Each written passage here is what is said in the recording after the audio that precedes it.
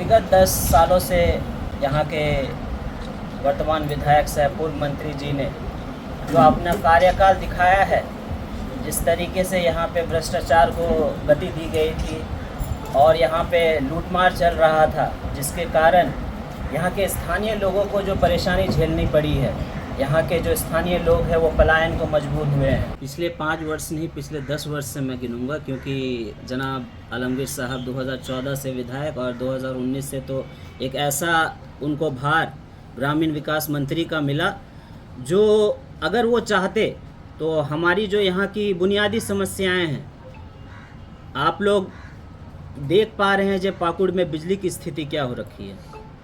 आप लोग देख पा रहे हैं जब भारी बरसात हो जाता है या आंधी तूफान चलता है तो घंटों घंटों तक बिजली गायब हो जाती है। आप लोग अच्छे से देख पा रहे हैं जब भारी वर्षा होती है तो रास्तों में कैसे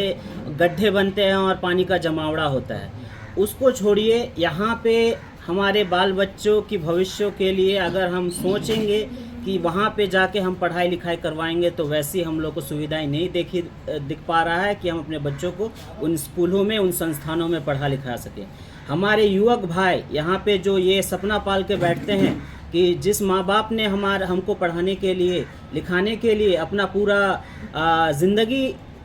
ताक पे रख के ज़िंदगी कमाई हमारे पीछे खर्चा कर दिया, जब वो बच्चा सपना देखता है कि आज मैं पढ़ लिख कर, कुछ खट कर, कमा कर अपने माँ बाप की सेवा करूँगा, तो उसके लिए भी यहाँ पे वो सुविधा नहीं दी गई है। चाहे फैक्ट्री के रूप में बोले या अच्छे वैसे संस्थानों में बोले, जहाँ पे अपने माँ बाप के साथ रहकर, उनके पास रहकर कमा कर अपने माँ बाप को खिला सके। और उससे भी बढ़कर सबसे जो एक यहाँ के लोगों को दुख होना चाहिए कि जिस व्यक्ति ने यहाँ पे 20 साल तक नेतृत्व किया,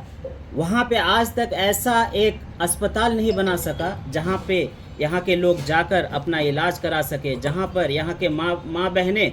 न जाने रास्ते में कितनी जानें चली गई है डिलीवरी के समय या अपने इलाज के दौरान। अगर वो अस्पताल हमारे इस इलाके में होता तो माँ बहनों को, बूढ़ों को यहाँ से अन्य राज्य में जाने के लिए वो विवश नहीं होते। तो यही सारी समस्याएं हैं जो हम लोग की प्राथमिकता रहेगी। और यहाँ के मेरे नौजुवान भाई हैं, वो यहाँ को, अपने क्षेत्र को छोड़कर अन्य राज्यों में जाकर खटने का काम कर रहे हैं, जो उनके माता पिता के लिए बहुत ही दुखद की बात है। इसलिए हम चाहते हैं कि आप लोग सब मिलकर, जो हमारे पूर्व विधायक जनाब अकील अख्तर साहब ने 2009 से 14 के बीच में अपने कार्यकाल के दौरान